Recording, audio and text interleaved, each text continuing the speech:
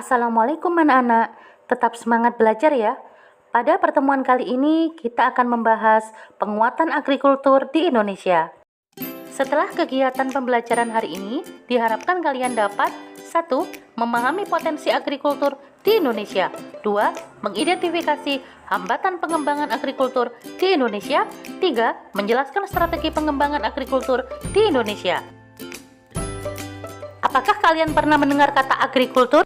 Ya, ekonomi agrikultur merupakan upaya peningkatan perekonomian dengan memberdayakan sektor pertanian.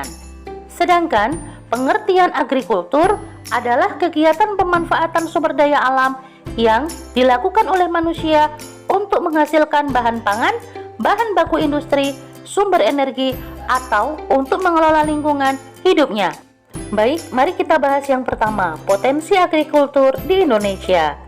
Indonesia sebagai salah satu negara yang termasuk dalam wilayah tropis, memiliki potensi pertanian yang sangat baik.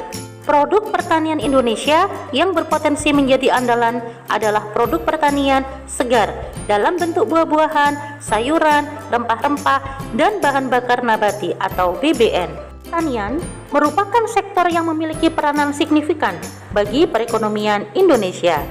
Sektor pertanian menyerap 35,9% dari total angkatan kerja di Indonesia dan menyumbang 14,7% bagi pendapatan nasional Indonesia. Adapun faktor yang menguatkan pertanian sebagai mega sektor yang sangat vital bagi perekonomian Indonesia diantaranya 1. Merupakan kontributor besar dalam pendapatan nasional. 2. Penyerapan tenaga kerja. 3. Penyedia pangan. 4. Penyedia bahan baku industri. Dan kelima, memeratakan pembangunan melalui pengentasan kemiskinan dan perbaikan pendapatan masyarakat. Serta yang keenam, pembentukan budaya bangsa dan penyeimbang ekosistem. Selanjutnya, peran agrikultur di Indonesia. Indonesia merupakan negara yang kaya akan sumber daya alam karena tanahnya yang subur. Sampai saat ini, sebagian besar masyarakat Indonesia bermata pencaharian sebagai petani. Pembangunan agrikultur atau pertanian di Indonesia memiliki peranan penting, di antaranya 1. Potensi sumber daya alam yang besar dan beragam. 2. Pangsa pasar terhadap ekspor nasional. 3. Besarnya penduduk Indonesia yang menggantungkan hidupnya pada sektor pertanian. 4. Berperan dalam penyediaan pangan masyarakat dan menjadi basis pertumbuhan di pedesaan. Sebenarnya, potensi pertanian Indonesia sangat besar. Namun, sampai saat ini pembangunan sektor agrikultur Indonesia masih belum dapat memberikan sumbangan yang tinggi jika dilihat dari yang pertama, kontribusinya pada pendapatan nasional. 2. Tingkat kesejahteraan petani kita masih banyak yang tergolong miskin. Karena hal tersebut, maka Indonesia masih memiliki beberapa hambatan. Adapun hambatan pengembangan agrikultur di Indonesia diantaranya 1. Skala usaha pertanian pada umumnya relatif kecil. 2. Modal terbatas. 3. Penggunaan teknologi masih sederhana. 4. Sangat dipengaruhi oleh musim. 5. Pada umumnya berusaha dengan tenaga kerja keluarga. 6. Akses terhadap kredit, teknologi, dan pasar masih rendah. 7. Pasar hasil pertanian sebagian besar dikuasai oleh pedagang-pedagang besar, sehingga akan merugikan para petani. Kedelapan, ahli fungsi lahan pertanian menjadi lahan non-pertanian.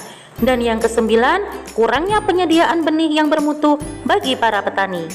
Lalu, strategi pengembangan agrikultur di Indonesia diantaranya 1. Strategi eco-farming merupakan peningkatan sistem budidaya di sektor pertanian yang ranah lingkungan dan terintegrasi dengan kearifan lokal di setiap daerah di Indonesia.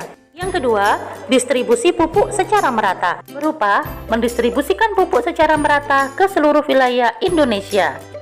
Yang ketiga, perbaikan irigasi.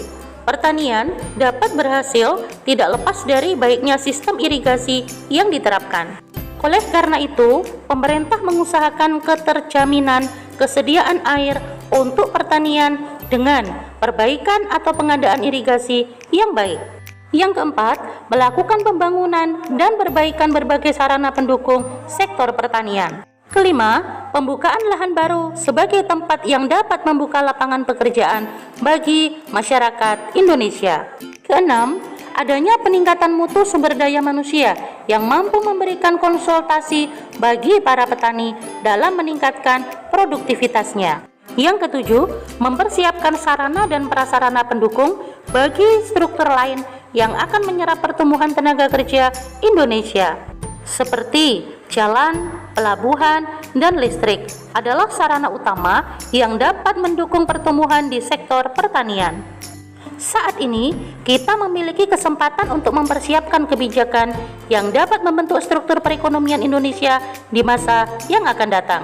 Namun, beberapa permasalahan yang dihadapi oleh sektor pertanian di masa kini perlu segera dibenahi agar kesejahteraan masyarakat Indonesia, terutama para petani, dapat merata. Terima kasih anak-anak karena telah menyimak dengan baik. Sampai ketemu kembali ya. Wassalamualaikum warahmatullahi wabarakatuh.